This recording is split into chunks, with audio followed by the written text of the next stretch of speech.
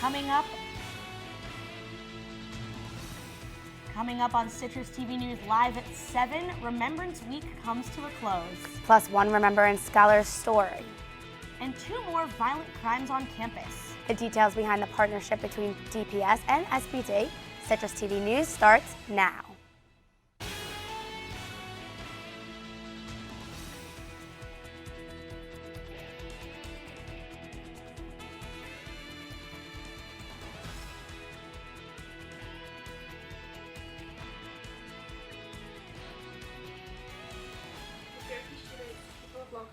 And the other 224 passengers and crew on the evening of December 21st, 1988. We cannot and we must not ever forget. The campus community comes together to honor the students who lost their lives 24 years ago. Hello and welcome to Citrus TV News on Friday, October 26th. I'm Steph Machado. And I'm Alexa Greenberg. SU brings Remembrance Week to a close today with its rose-laying ceremony, and that's our top story tonight.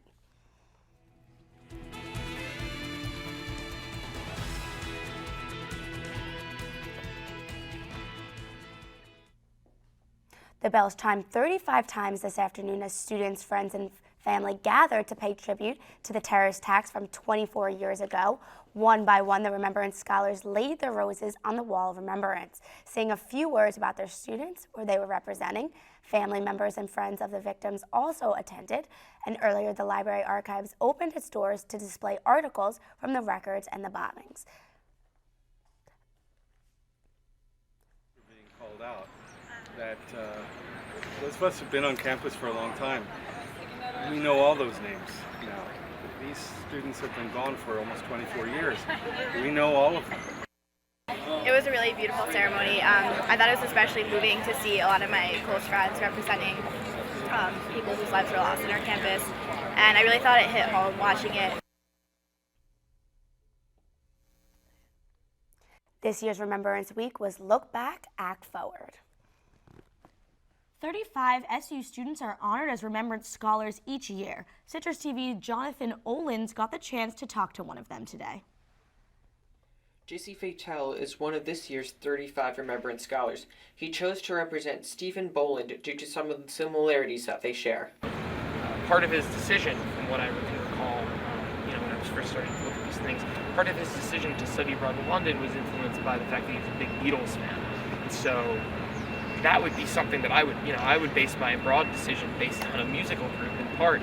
That sounds like something I would do, and something I've thought of in the past, and so I identified with that right away. Being a Remembrance Scholar is one of the highest honors a Syracuse University student can receive. It's a pretty, I don't want to say grueling process, but it takes a while, and it's very competitive because there's a lot of really qualified, amazing people that are applying for an interest in the scholarship. You submit your application sometime early in the spring semester. You then go through an interview process, and then you find out right around the beginning of May. Each Remembrance Scholar learns a lot about themselves and a lot about the student that they choose to represent. In addition, each Remembrance Scholar builds a bond between one another. Well, I really enjoyed the time with the other 34 scholars. We've all become pretty close, and every single person there is just an incredible, driven and motivated individual, and really hardworking.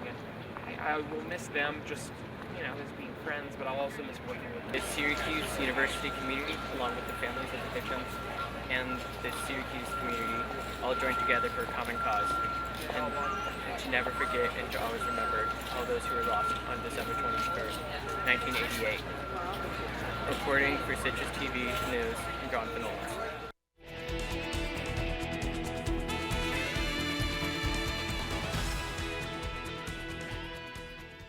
The search for a new chancellor is underway only 2 weeks after current Chancellor Nancy Cantor announced that she would leave her position in 2014. Although a concrete deadline has not been set for the search, Board of Trustees members believe it will take several months to find a new chancellor. Cantor said that she does not plan on being involved in the search committee, but she will be consulted during the process. Monday will be a big day for university employees. That's when SU will be expanding its retirement plan options. Now, instead of just offering funds from one investment plan, employees can now choose from several different companies. The university only notified employees of this new plan last month. And it's the first time in at least 3 years that changes are being made to the plan. Something strange happened at the 900 block of Lancaster Avenue at 10:40 last night. Two males approached a student to ask to use his cell phone, and when the student said no, one of them pressed something to his back, and then the student handed over the property. As the student began to walk away, the suspects gave him his things back. DPS is looking for 2 other suspects in a reported harassment. At approximately 4:30 yesterday afternoon, a student was physically attacked by 2 males in front of Haven near the intersection of Marshall Street and Comstock Avenue. DPS says the student was sprayed with pepper spray, struck in the chest, and then wrestled to the ground. The student sustained minor injuries, and the suspects have still not have been found. The Department of Public Safety has recently announced its new partnership with the Syracuse Police Department. Leslie King tells us how it will affect students. The recent partnership between the Department of Public Safety and the Syracuse Police Department is designed to keep non-Syracuse University students from causing problems on or around campus. Chief of Public Safety Tony Callisto explained that the Department of Public Safety has been working with the Syracuse Police Department for many years, but due to the recent problems caused by non-Syracuse University students, the two forces have decided to partner up. With this enhanced patrol, with additional officers on the street, at these peak hours of activity, we'll see a reduction in crime.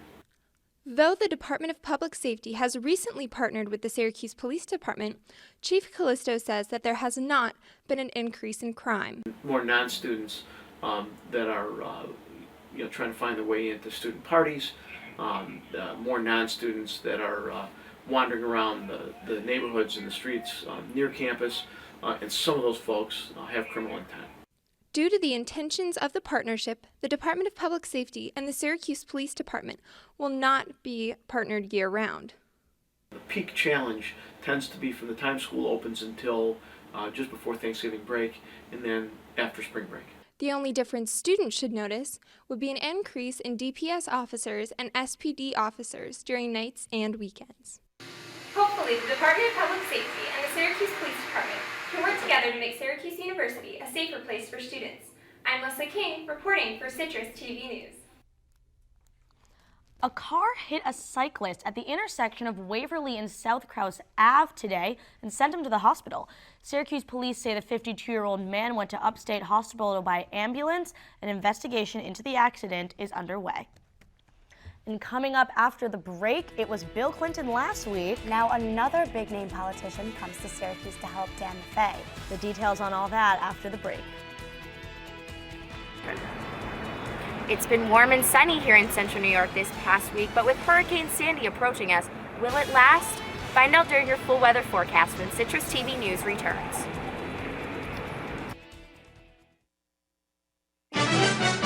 Now, some action from the courts. Billie Jean King renewing her rivalry with Arthritis. First set, furious volley, and right to the net for a winner. Beautiful forehand there. Arthritis, stunned. And here, match point. Billie Jean with the ace, taking it in straight sets. Afterwards, a jubilant Billie Jean King.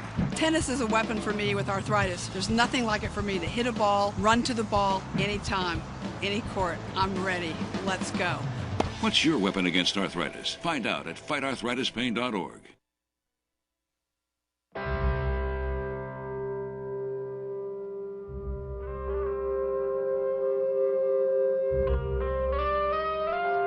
$7,000 high school students drop out every school day. That's a line of desks more than 4 miles long. We can keep students in school. Visit boostup.org and take the first step. Hi, my name's CJ. A few years ago, my father became seriously ill. I did what I could do before he passed, but it took its toll. I lost my job, my house. I'm getting back on my feet, but I don't know when there'll be food on the table. How'd I do, CJ? We could be twins. Well, cousins, maybe. play a role in ending hunger. Visit feedingamerica.org/hunger and find your local food bank.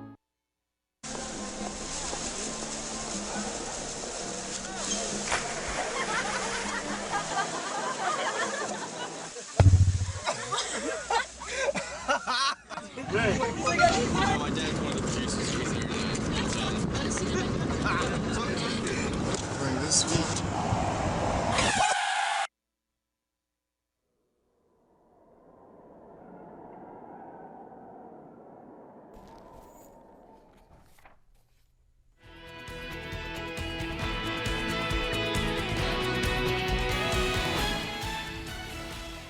A portion of I-690 East is closed for the weekend for bridge construction that was postponed from last week for the SU football game. Crews are working on the eastbound side of the North Krause Street Bridge. A 1-mile stretch of the highway is closed from the I-81 interchange to Teal Avenue.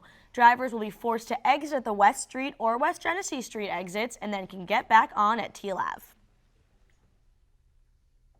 Yet another big-name politician is endorsing Democrat Dan Maffei for Congress. Governor Andrew Cuomo was in DeWitt earlier today to rally support for Maffei in the race for the 24th Congressional District. The free invitation-only event took place at noon, and currently polls show that Maffei and Republican Ann Marie Buerkle are in a deadlocked race. President Bill Clinton spoke last week to endorse Maffei. The U.S. economic growth for this quarter is higher than economists expected. The government says the GDP grew at an annual rate of 2% in the last 3 months. That's still below the 3% pace that economists say is needed for a strong economy. The largest gains were in housing investment, which rose at 14%. The next major economic forecast will come with the October unemployment report on November 2nd. And fundraising for the presidential election has eclipsed the $2 billion mark. At this pace, this election will be the most expensive in U.S. history.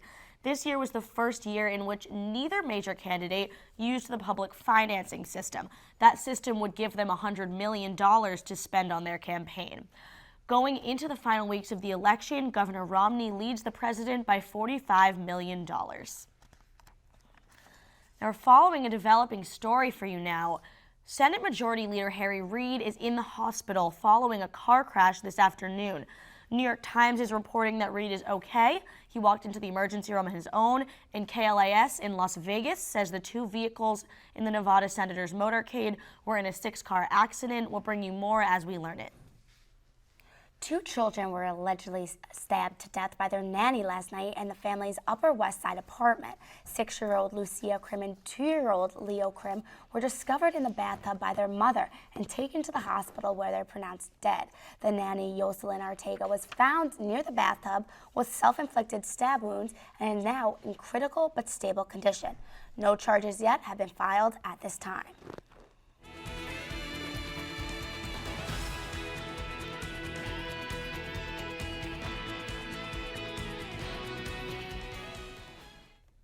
Some severe weather from down south could be heading our way soon. Hurricane Sandy raged through the Bahamas earlier today after leaving 29 people dead across the Caribbean. The hurricane, which weakened to Category 1 Thursday night, went into the Bahamas after slashing across eastern Cuba, where it ripped off roofs and it forced postponement of a hearing at the Guantanamo Bay Naval Base. Weather experts are saying Sandy has potential to bring damaging winds and heavy rain to central New York as early as Sunday night. And the sun was out all day in Syracuse today. With Halloween less than a week away, students on campus were enjoying an unusual high of 72 degrees. The average temperature for this time of year usually varies from the low 40s to mid 50s, so today miniature heat wave was certainly a treat. But with the unexpected arrival of Hurricane Sandy this weekend, temperatures will drop into the 40s with lots of rain. So, Rachel, when's the hurricane really going to hit us? Well, we're going to see some rain tomorrow and the rest of the weekend, but the hurricane part of the rain is really going to hit us starting on Monday. And do you think we're going to have any more of this beautiful weather, or is this probably the end of it for us I think now? Hurricane Sandy is probably the end of the nice weather we're going to see like we saw today and earlier this week. I'm sad. What? Oh, I said I'm sad. Yeah. We've been so lucky with our weather this week, with gorgeous fall days and everything. Temperatures in the low 70s. And like you guys were saying, it's going to drop into the low 40s like it normally does. If we take a look at our current conditions, it's a beautiful 73 degrees with partly cloudy skies. Mild winds of around 8 miles an hour, very similar to the days we've had this week. We take a look at our current temperatures. We see that all around our area we're experiencing similar weather. Temperatures are in the low 60s with Syracuse with the highest temperature in our area of 73 degrees. If we take a look at our current surface map, we see that it's pretty clear over our area with a high pressure system headed our direction, which is why we're seeing some pretty clear skies right now, which is pretty uncharacteristic. This is going to warm up our temperatures later this evening. Taking a look at the Doppler radar, there's currently no precipitation over our area, which is why we had gorgeous skies today, but the precipitation over Ohio is probably going to hit us tomorrow and into next week. And Hurricane Sandy is on its way, approaching very fast. The gorgeous weather we've had this week will be a thing of the past when Sandy hits us, starting Monday with a little bit of rain starting tomorrow. We're going to have some gloomy weather next week with some violent winds and heavy precipitation. If we take a look at our 5-day forecast, we see an excessive amount of precipitation through the weekend and early into next week. Temperatures are going to drop from the mid-60s we've had this week to way down to the low 50s. And if it drops lower, the precipitation we might be seeing from Sandy could potentially be snow, which is going to make a dreary Halloween weekend. Oh, gosh. Okay, Alrighty. jeez. Thank you, Rachel, for that. And coming up on Citrus TV News live at 7. Why there were children in costume running around campus 5 days before Halloween. Stay tuned.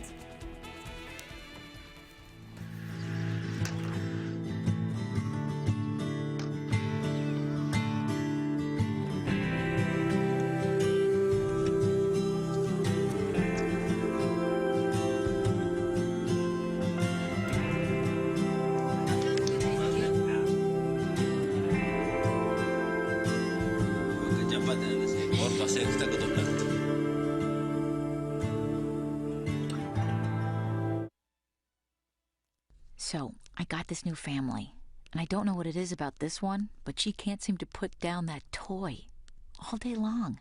Tap, tap, tap, tap. Oh, and she even talks to it. She talks to that more than she talks to him. What's up, bro? Nice shirt. Who's she talking to? Her mom? She talks to her mom a lot.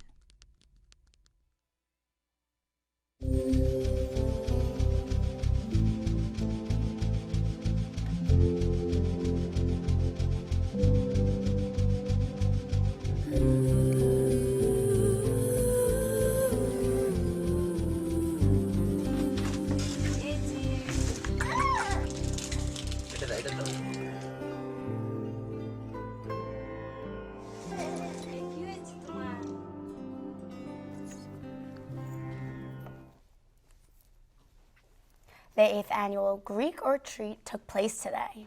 This event brings children from the Syracuse community to Greek organizations in Walnut Park on campus for Halloween-themed events. And Amanda Harry joins us now. Amanda, it's an event that really brings the entire city together. Yes, it does. Greek Retreat is a collaboration between SU Greek Chapter's Department of Parks and Recreation, community centers, and local after-school programs. The children are bussed in for an afternoon of Halloween thrills and chills. Candy was handed out by the Fistfuls in Watson Park this afternoon for the annual Greek Retreat event. The sorority and fraternity houses located around Walnut Park played host to children from the Syracuse community for an afternoon of Halloween fun. It really brings the community together. Syracuse University is a keystone, cornerstone of Syracuse, the city, and the city itself isn't, the top city in the U.S., for lack of a better word. So this is kind of a sign of things, better things to come, keeping the community together, always, making Syracuse look better than what you would hear on the news. Events include toilet paper mummification at Tri-Delt, dancing at Alpha Phi, and painting cookies at DG. The goal of the event is to give these kids the Halloween they may not have had otherwise. I know personally, when I was younger, I was a little kid, Halloween was always a big thing, always a big deal. I loved going out with my friends, trick-or-treating, stuff like that. And so, these kids deserve to have the same thing as every other child, This particular event is one of the few that gives the Greek groups the opportunity to immediately see the results of their philanthropy work. The kids have actually been sprinting here, which is really great because it started off slow. They get out of school late, and everyone's kind of like waiting and on edge. But the kids and the volunteers immediately like group to each other, and everyone's so excited about going. I've probably never seen this much excitement during an event like this, so it's great. The event is a simple reminder that Syracuse University is part of a much bigger community that extends beyond the Hill. Go Greek or treat. All right, thanks, Amanda. They look like they were really having fun out there. Yeah. And now we're going to talk to Marcel about sports. Well, there were some treats that were given out today, but Syracuse football is looking to trick South Florida tomorrow. Coming up in sports, we'll look ahead to the Oranges contest in the Sunshine State. So keep it right here. Citrus TV News rolls on right after this.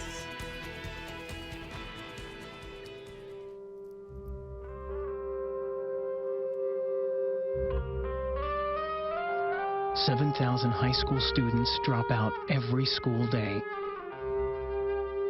That's a line of desks more than 4 miles long.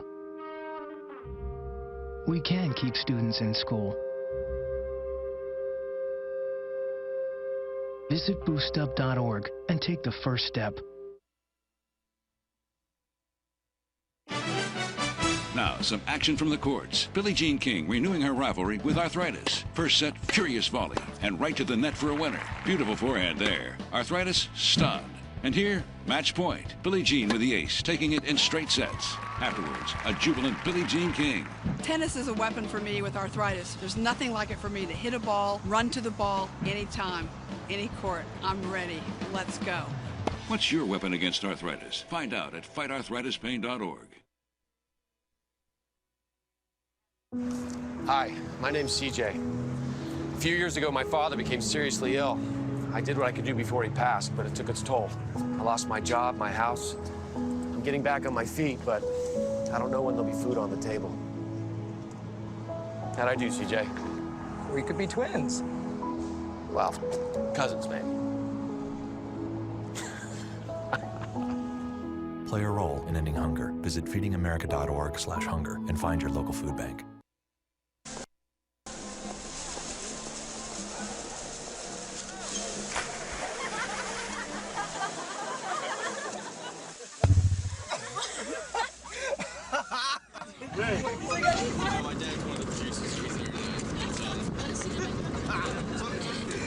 During this week.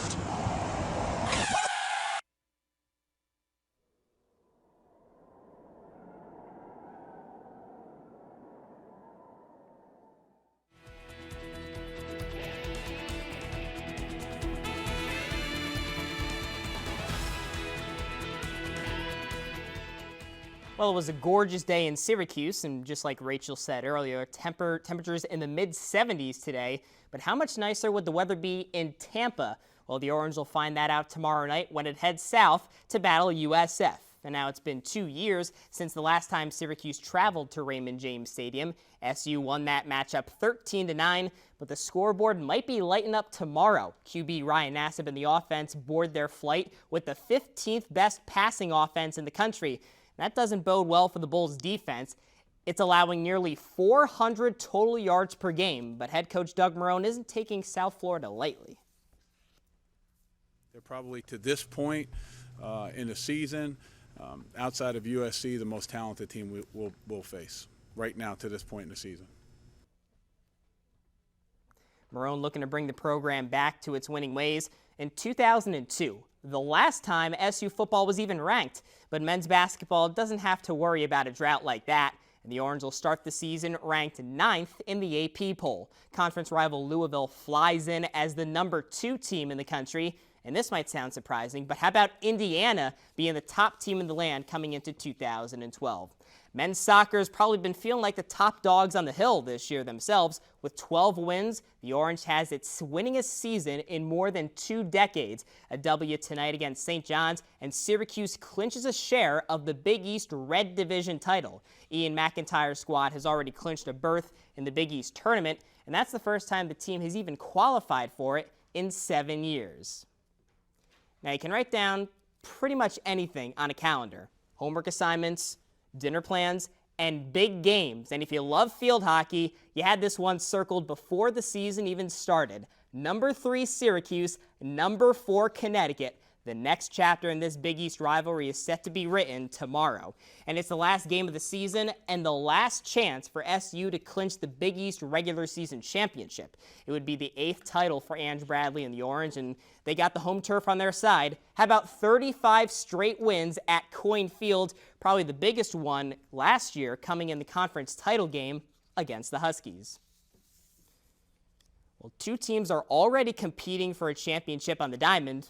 A World Series championship, that is. The Giants are one step closer. They shut out the Tigers 2-0 in Game 2 last night from the Bay Area.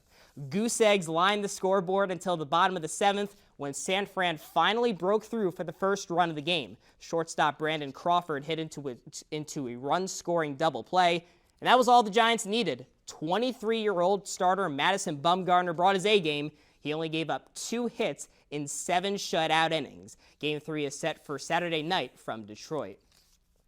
As for the Giants on the gridiron, Big Blue is getting ready to battle the Cowboys on Sunday, and New York has payback on its mind. They lost on opening night this year to America's team, but Cowboys owner Jerry Jones gave the Giants something to think about over the summer. So in July at training camp, Jones predicted that his club would, quote, beat the Giants' butts when they travel to Cowboy Stadium. However, history isn't on Jerry Jones' side. Since his new stadium opened 3 years ago, Big Blue has won every single time in Dallas. It's 3-0, to be exact. And that's all your sports for this evening. When we come back, one last look at your weather. And a woman in South Carolina shows you're never too old to vote the first time. We're back in 90 seconds. Different. Society should aspire to be more like us. Be part of the first class. Get energized. Get outside. Hold on, guys. It's gonna get bumpy. And get moving. Experience the power of physical activity.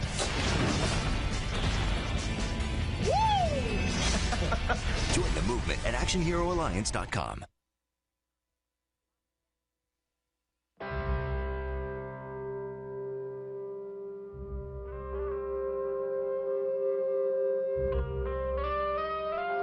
$7,000 high school students drop out every school day. That's a line of desks more than 4 miles long. We can keep students in school. Visit boostup.org and take the first step. So, I got this new family, and I don't know what it is about this one, but she can't seem to put down that toy all day long. Tap, tap, tap, tap. Oh, and she even talks to it. She talks to that more than she talks to him. What's up, bro? Nice shirt. Who's she talking to? Her mom? She talks to her mom a lot. We've got Rachel in the studio with us again to talk about weather. Rachel, what do I do to prepare for the hurricane? Well, it's going to be some pretty serious precipitation we're going to be experiencing during the hurricane. So you're going to want to stock up on water, food, whatever you can, just to avoid getting in the rain. And get my rain boots. Thank you, Rachel. Now, in her lifetime, Joanna Jenkins has seen 26 presidential elections. But next month, for the first time in the 108-year-old's life, she'll be voting. South Carolina native can't read or write and will be casting an absentee ballot after the Beaufort County Board of Elections helped her register. And she'll be voting for Barack Obama. She definitely hasn't been shy about that. Thank you for joining us tonight. Have a great night.